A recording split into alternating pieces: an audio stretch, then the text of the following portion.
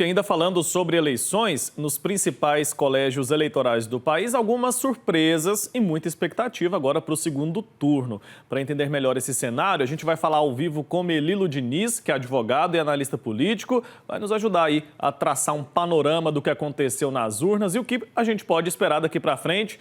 Doutor, bom dia, seja muito bem-vindo. Bom dia, Wilker, bom dia a todos da TV Pai Eterno. Uma alegria depois de um domingo de fortes emoções para todos nós. De fortes emoções mesmo, viu? E quais foram então os resultados mais marcantes nesse primeiro turno que a gente vale destacar aqui? Eu creio que São Paulo, Wilker, é um pouco a cidade que mais representou essa disputa acirrada, embolada, até o final. Belo Horizonte também teve uma disputa com a surpresa do atual prefeito, Fuad Noman, que conseguiu ir para o segundo turno. Você tem uma disputa interessante em Fortaleza e, por certo, em Goiânia. Em Goiânia, aí a disputa entre Fred e Sandro evidencia que essa longa marcha do eleitorado para o campo mais das direitas ou da direita vai trazer aí uma disputa entre o candidato do governador e o candidato do ex-presidente Jair Bolsonaro. Vamos também acompanhar de muito perto e vai ser muito curioso para saber qual é a posição da terceira colocada, a delegada Adriana Costa, do PT, diante desse cenário de Goiânia. O fato é que nós teremos segundo turno em 51 cidades do país inteiro, das 103 que poderiam ter segundo turno. A gente vai continuar aí acompanhando de perto para saber qual é a consequência a partir do final de outubro para os próximos 4 anos em todo o país. Perfeito. Aqui em Goiânia, ainda mantendo o foco na capital aqui do estado de Goiás, a gente viu um fenômeno, né? O candidato Fred cresceu muito nas pesquisas nos últimos dias e isso se consolidou nas urnas ontem. A gente já podia esperar isso? Qual que é a avaliação que o senhor pode fazer? A que a gente pode atribuir esse crescimento dele agora nessa reta final? Eu creio que o Fred tem uma importante trajetória na política de Goiás. E quero assinalar que os institutos de pesquisa conseguiram pegar essa curva ascendente do candidato, trazendo consigo esse resultado que acabou colocando no segundo turno. De todo modo, não tenho dúvida que a gente vai ter uma disputa ainda muito forte, porque o segundo colocado, Sandro Mabel, tem aí um conjunto de forças do seu lado. E também creio que vai aumentar a presença do governador nessa disputa. O Jair Bolsonaro, inclusive, esteve em Goiânia ajudando o Fred e também acho que vai estar, nessas próximas semanas, cuidando dessa cidade que é tão importante para todos os brasileiros. Perfeito. Eu queria falar um pouco agora sobre as abstenções, os votos nulos, de que forma que isso impactou nessas eleições e o que a gente pode esperar para esse segundo turno. Dá para fazer alguma previsão com relação a isso ou não? Olha, Wilker, nós tivemos um índice de abstenção em torno de 21%. Só perde para a eleição de 2020, naquele contexto da pandemia de Covid-19, que ficou com 23%. Ainda é muito alto. Eu creio que, para piorar, no segundo turno tende a crescer, porque não há a eleição para vereador, e muitas vezes são os vereadores que fazem esse trabalho de estimular que os eleitores compareçam às urnas, e vai depender um pouco de como vai ser a organização de quem disputa o segundo turno com relação à presença do eleitor. É claro que isso se modifica de cidade para cidade.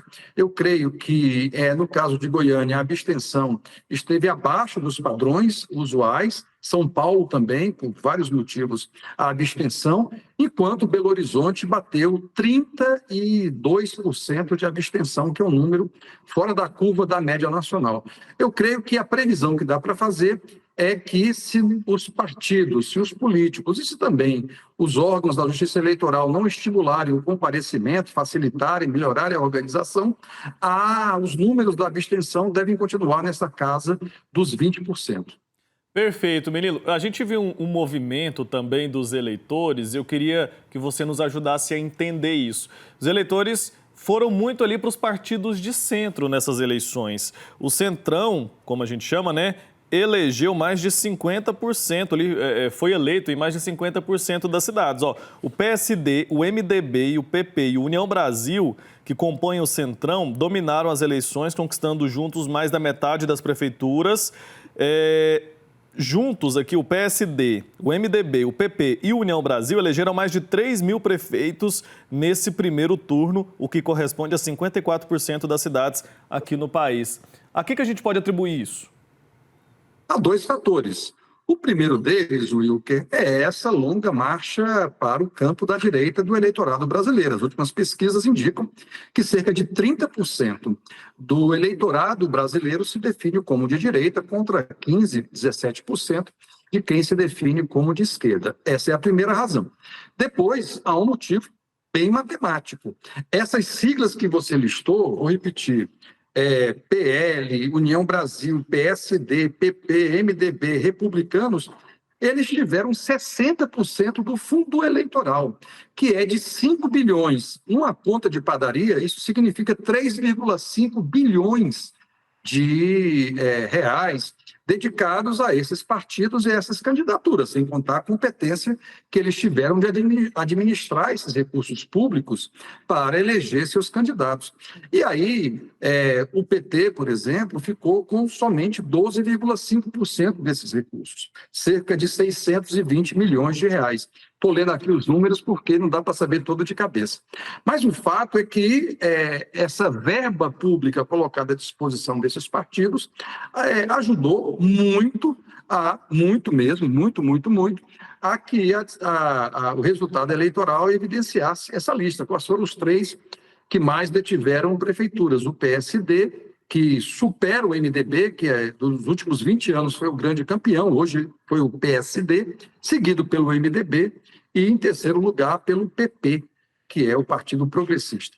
Pois é, o MDB tem esse histórico, né, de ir muito bem nas eleições municipais, desta vez então foi superado pelo PSD.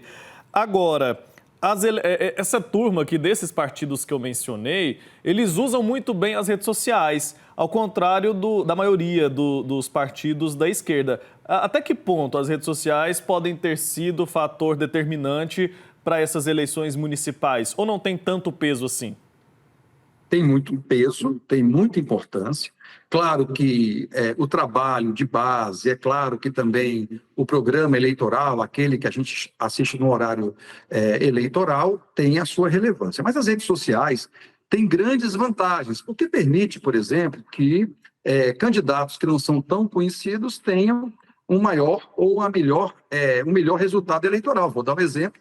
Mais uma vez de Belo Horizonte, que foi uma eleição embolada, e onde o candidato Bruno Engler, que lidera agora para o segundo turno, teve ali um histórico de presença nas redes sociais muito forte. Agora, nem sempre é vantagem. Se as redes sociais forem mal utilizadas, elas podem trazer consequências, e é assim que eu explico a derrota de Pablo Marçal no segundo turno, de ir para o segundo turno em São Paulo. No sábado, ele acordou ali liderando algumas das pesquisas e, ao longo do dia, soltou uma fake news, que era um laudo que queria comprometer o candidato Guilherme Boulos, e acabou tendo como resultado não estar no segundo turno. E esse laudo foi desmentido por todo mundo. Consequência, ficou para outra eleição a sua presença no campo do Poder Executivo. O fato é que as redes sociais podem ser um grande elemento na disputa eleitoral, pode ser também um desastre. Com certeza, né? Tem que saber usar uma ferramenta poderosíssima. E a gente percebe, não só no Brasil, mas em outros países também, que a esquerda tem um pouco mais de dificuldade em usar esse recurso das redes sociais. Por que isso acontece e essa diferença tão grande? Será que é por isso que a direita tem tomado conta ali da política aqui no nosso país também? Wilker, eu creio que as esquerdas demoraram a entender o papel das redes sociais. Mais do que isso, há um pressuposto de que todo mundo está aprendendo. Alguns aprendem mais rápido, outros aprendem com mais dificuldade. Mas você tem razão quando descreve que a ideia em todo o mundo, especialmente na América Latina, que as esquerdas têm um distanciamento maior desse universo das redes sociais, e eu concordo com a sua pergunta de que isso pode explicar também o crescimento desses setores mais próximos, tanto do centro como da centro-direita, como também da direita. Eu divido a direita em direita tradicional e essa direita um pouco mais histriônica, que exatamente vive de estar presente nas redes sociais, mas isso não explica. João Dória foi candidato à presidência da República hoje e usava muitas redes sociais, hoje é um político apagado até no estado de São Paulo.